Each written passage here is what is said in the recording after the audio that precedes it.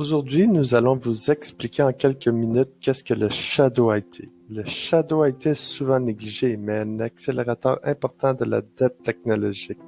Il ne faut surtout pas le prendre à la légère. Afin de faciliter la compréhension de ce facteur de dette, allons-y d'un simple exemple. Prenons par exemple un couple, Maryse et Jonathan. Ils viennent d'avoir leur premier enfant et sont à la recherche d'une maison pour avoir plus d'espace et de confort. Après quelques semaines de magasinage, ils trouvent finalement la maison qui leur convient et à un prix abordable.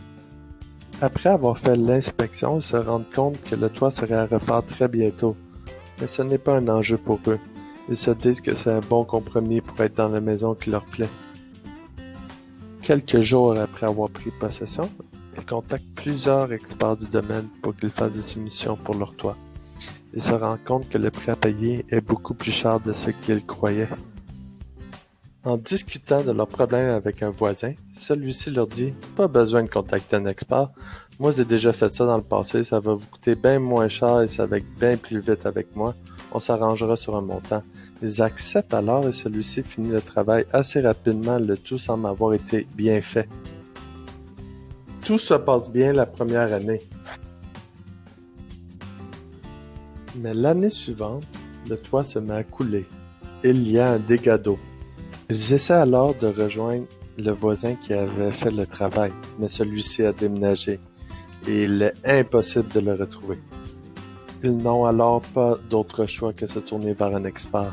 L'expert voit que plusieurs surfaces ont été réparées artificiellement.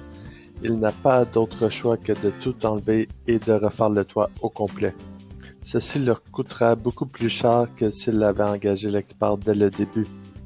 Vous l'avez bien compris, le Shadow IT est de faire soi-même, dans l'ombre, la solution, sans s'engager à la maintenir ou bien dans certains cas, demander conseil à un expert. Cet exemple se transpose bien à notre réalité à la banque où il nous paraît souvent moins long et moins coûteux de trouver les solutions nous-mêmes au lieu de consulter les équipes TI. Cependant, dans cette situation, lorsque des problèmes surviennent, il est bien plus difficile et coûteux de les réparer. L'évolution du Shadow IT est souvent liée à des besoins qui ne sont pas comblés par nos applications et on préfère trouver la solution nous-mêmes par économie ou accélérer le processus. L'intention n'est pas mauvaise, mais une dépendance au Shadow IT est très risquée, car les connaissances sont limitées et non partagées, comme vu dans l'exemple avec le voisin. Une communication constante et de la transparence entre les TI et la ligne d'affaires permet de résoudre le problème du Shadow IT. Il n'y a pas de besoin assez important pour ne pas consulter notre partenaire TI. Et nous, on s'engage à vous écouter.